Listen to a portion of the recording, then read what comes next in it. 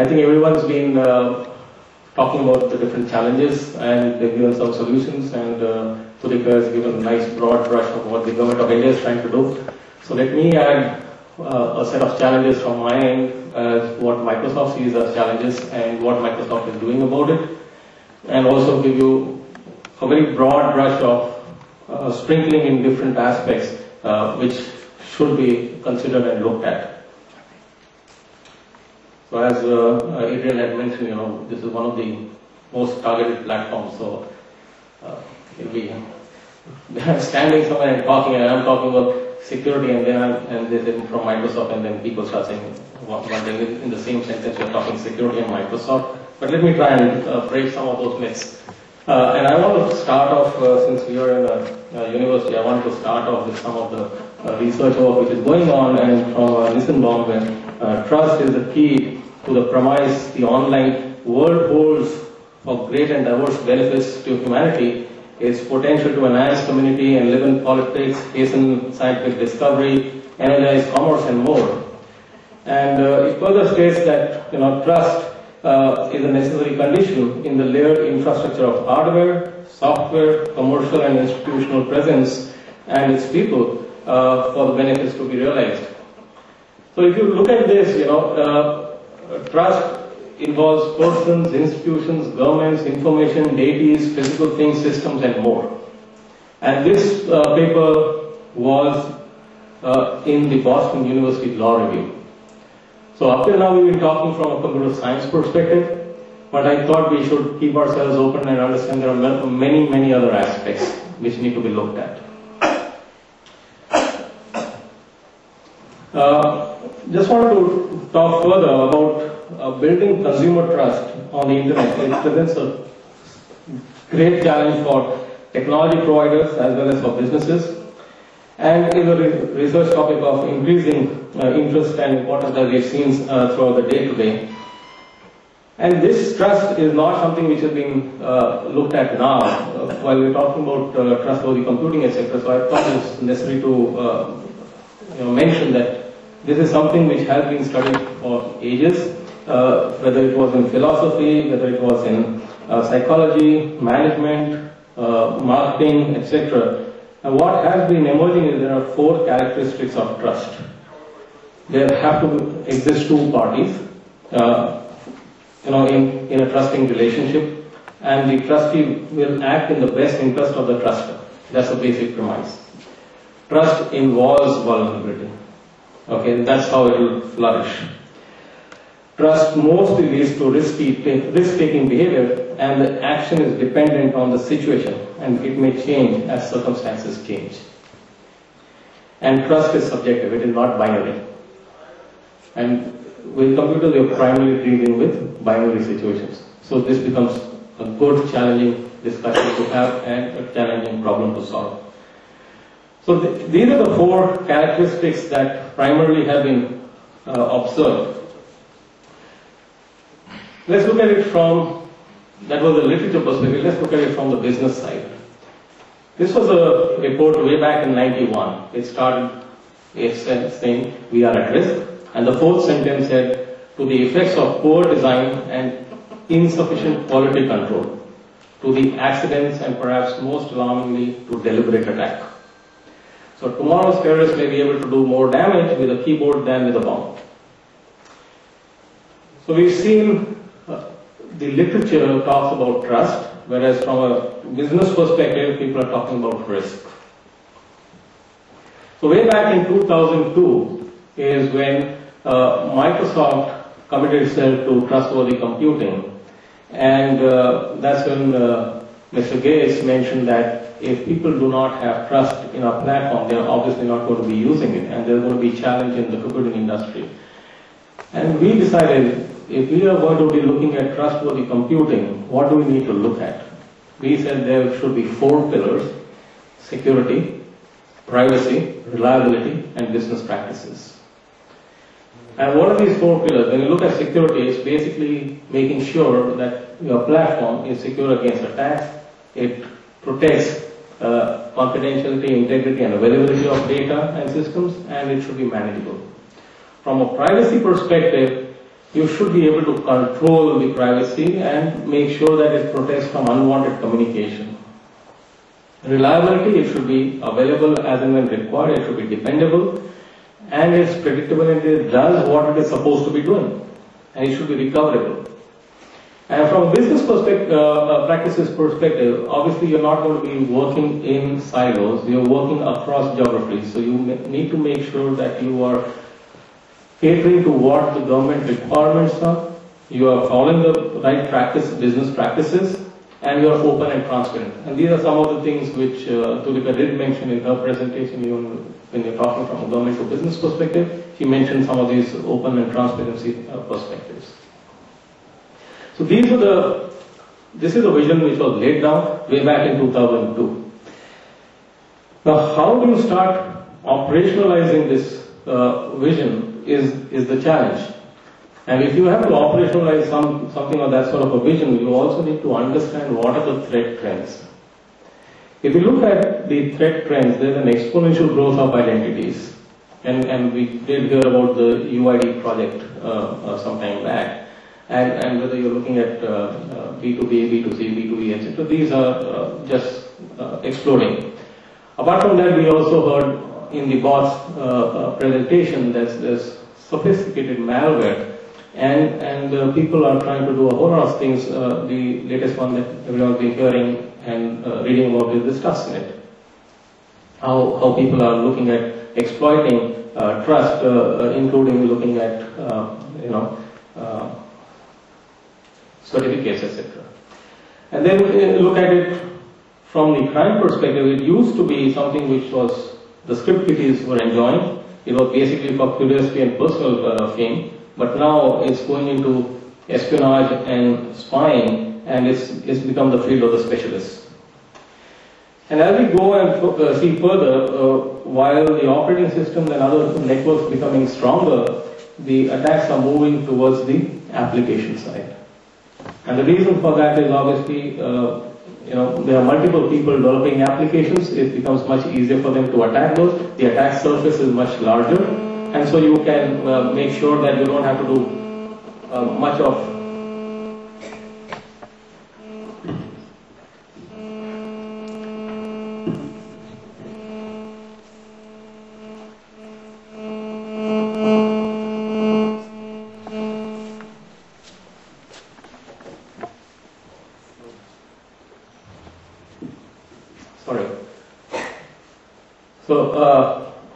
So the attack surface is larger, and people probably are not following the right practices which should be followed. So applications are a large target. And we did hear in Adrian's presentation about the challenges from assurance perspective and the technology side. Obviously, the dynamic nature of the threat itself, because the changing nature of attacks makes it very difficult to anticipate what are going to be the security challenges. There is no common lexicon and framework. And if you look at it from the application perspective, there's a huge supply chain issue, and how to make sure that people who are trying to develop applications are following the practices and best practices that you are wanting them to follow from a security and privacy perspective.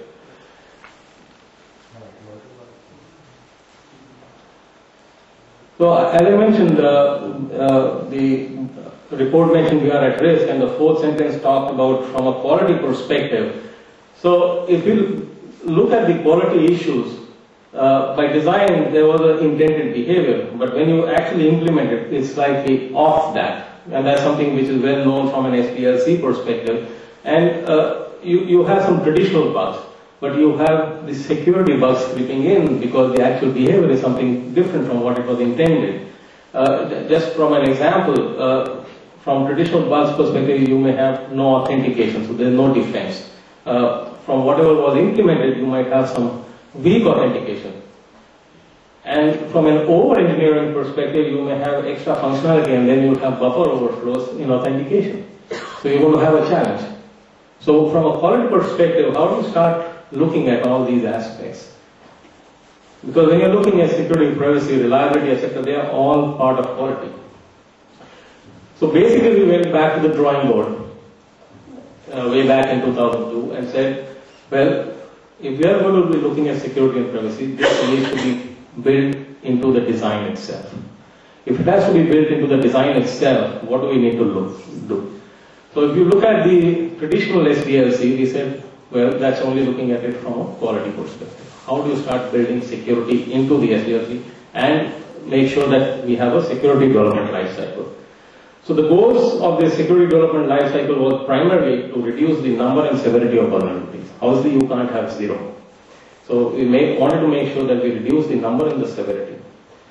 And we should be proactive, not just looking for bugs, but make sure that it eliminates the security problems early, because we all know from an SDLC perspective, the earlier you fix bugs, it is much cheaper and far superior. So in this, you start looking at threat modeling, you look at a secure design, secure implementation, verification, testing, etc. So just to give you a perspective, the bottom layer here is what you see is the traditional SDLC from requirements designed to support servicing. Well, right on top is what you see is what people at Microsoft in their developing products need to follow from an security development lifecycle perspective.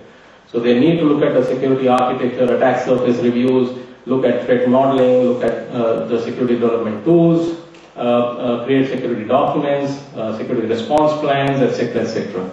So there's a whole aspect which needs to be looked at, and this is what we've seen across the globe, that universities and colleges today are still teaching SDLC, whereas they need to start inculcating this practice of security right at that phase itself. Because once the students come out, there's a whole lot of retraining which needs to be done for them to make sure that they understand the security aspects. So that's one part of the thing, but that's one way of operationalizing. But having operationalized that, obviously the next question is, does this all work? What sort of metrics can you collect to show that this actually works? So what we saw was, from an operating system perspective, we started tracking some of these things and seeing what sort of vulnerabilities are coming. Because if you see, Windows XP was not designed with SDLC, with security development lifecycle behind it. Okay, whereas SDL was used for Vista and Windows 7, and some of the other operating systems, as was also mentioned by Adrian, they all have vulnerabilities. So it was very clear that the SDL was having an impact the way we were developing some of our products. And not just at the operating system, but also other tools and products that come out from Microsoft, but also at the browser level, it was very clear the sort of work that was being done with the SDL. So were we the only ones talking about it? No. If you see what NIST 7628 did, they also started mentioning, this is from Smart Grid's perspective, they said that we want people to start developing software and with security in mind. You need to have minimum standards for security and privacy. You need to have a threat model. You need to have secure coding practices. You need to have security audits, and make sure you do root cause analysis. So it's not just from product perspective, but also from a process perspective. Process industry, they started following, or at least saying this is something which needs to be followed.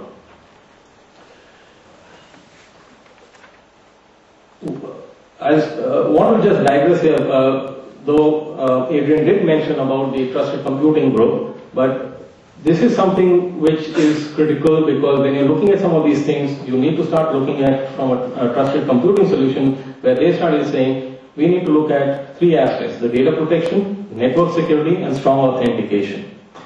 These three needs to be looked at from a TCG perspective, and they started developing standards for a whole lot of stuff. So whether it was mobile phones, authentication, storage, applications, infrastructure, servers, desktops, printers, network security, etc. So once you have these sort of standards, again, as part of design, and you got a TPM chip, etc., so you have that much of more assurance for the necessary security being built in the design. At the network security level, for example, the network access protection, etc., which they are using are some of the standards which Microsoft contributed to this group. Microsoft is a founding member of this group, and that is being used by multiple people who are part of this initiative today. Let's look at it further. In the design aspects, when we went down to a product level, how did we start looking at some of these things at something like Windows 7? Okay, so when you look at network access protection, that's part of what Windows 7 has already. And that's something, again, the Trusted Computing Group is using and recommending as a basic standard. App Locker is another one where you make sure that only specific applications with specific versions can be run and no one else can change those even if they want to download. Then you have things like BitLocker and BitLocker to go for encryption of data, etc. Rights management and encrypted file systems. You also have something like address space layout randomization, where you can think of if attacker wants to attack and has come and seen something, let's say in a room here or in this auditorium, this is the way the seating is and who's sitting where. But the moment he comes again to attack, if everything is shuffled here, they had some target in mind, now that target is moved. What do you do? So that's what has been implemented from an SLR perspective. So we're trying to do some of these things to make sure that the attack surface becomes smaller, as well as it becomes that much more difficult for people to try and attack. So that's something from an SDL perspective and how that vision of PwC has been looked at an operational perspective up to a product. Let me just go to a different perspective from a service design, because as we move on to the cloud, service is going to be very crucial. Because this is where the trust boundaries are becoming blurred, and the key to this success will be the way you offer services. So, is there an analogy between human illness and bots and malware? That's what we see. So there are challenges, but if you have some education on basic health risks, it's similar to having education on cyber risks.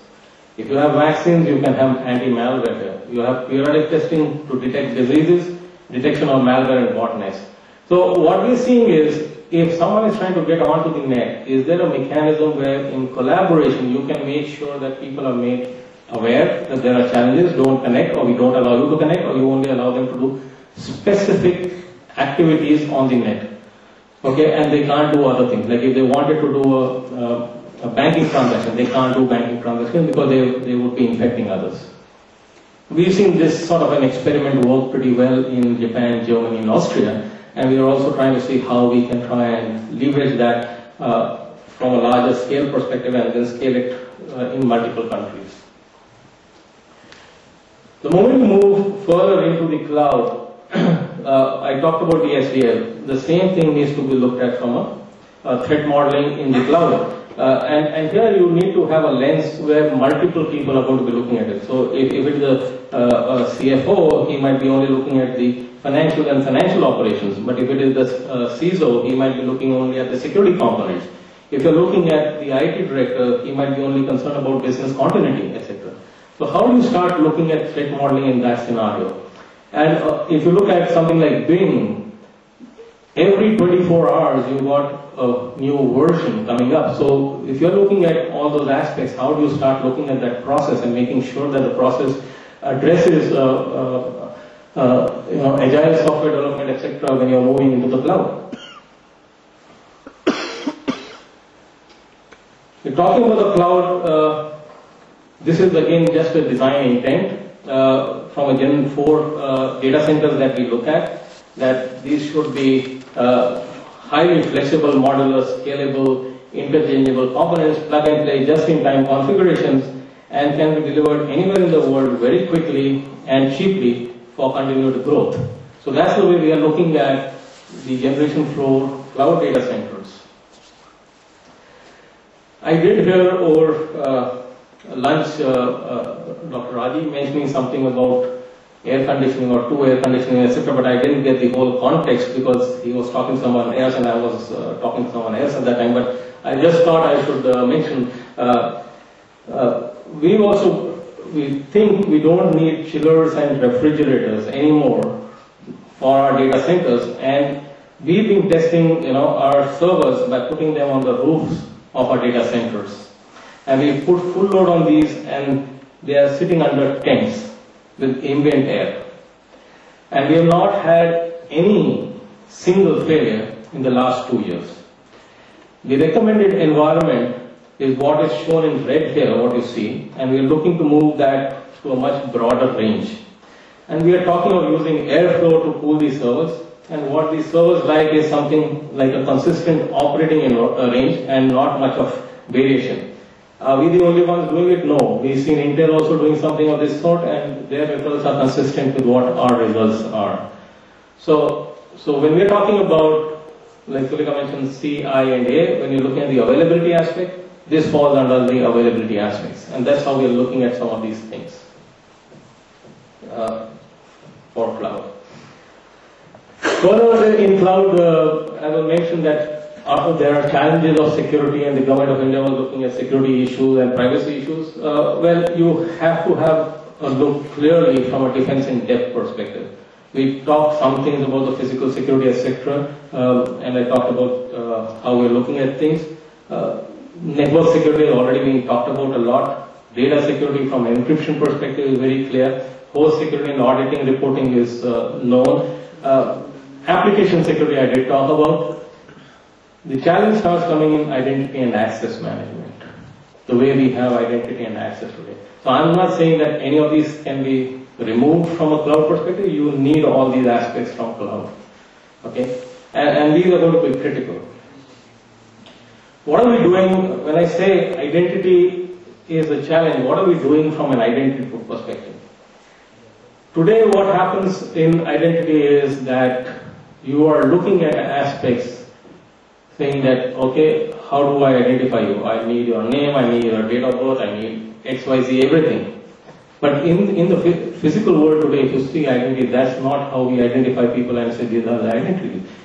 Initially, you might have a birth certificate, you need that for your getting into school.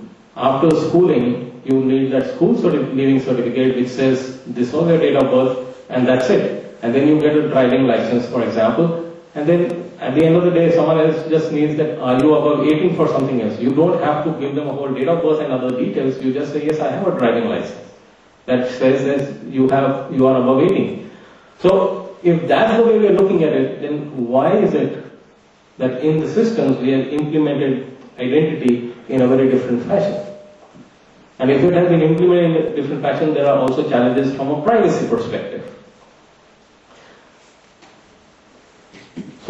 So what we are looking at is, we are experimenting and testing out with a solution called UProve, where you only give what is necessary and give minimal disclosure, making sure you address security and you address privacy.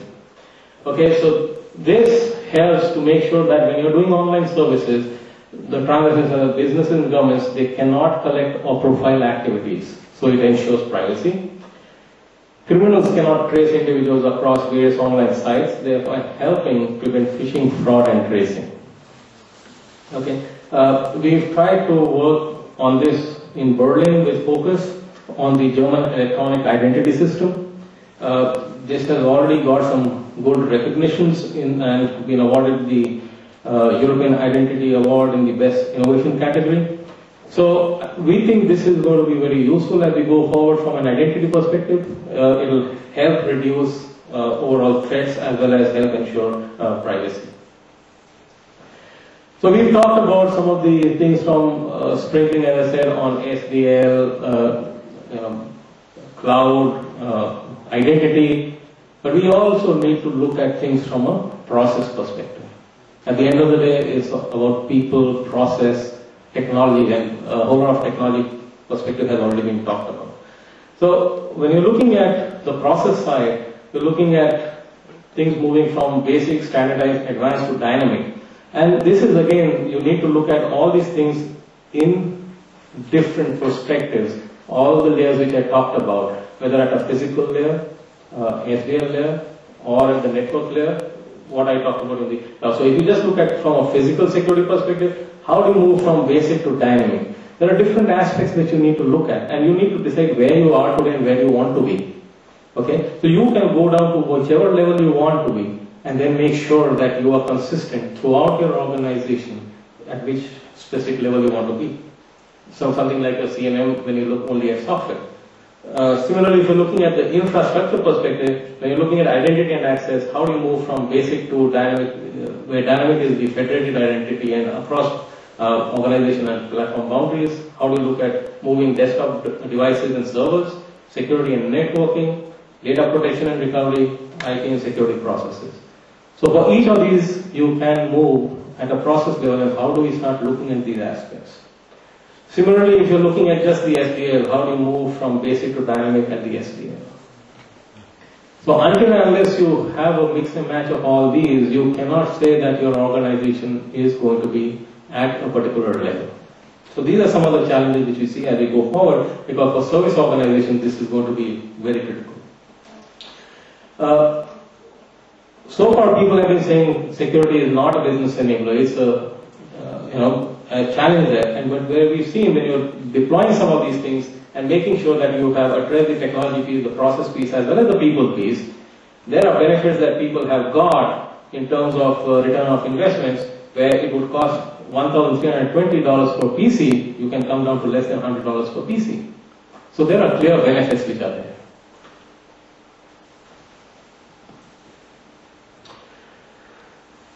We talked about people, process and technology, but there are other aspects which also need to be looked at when you're looking at critical infrastructure. So you need to look at the architecture piece, you need to look at the governing piece, you need to look at the enabling and support, the human factors, the emergence aspects, and you need to start looking at the culture aspect.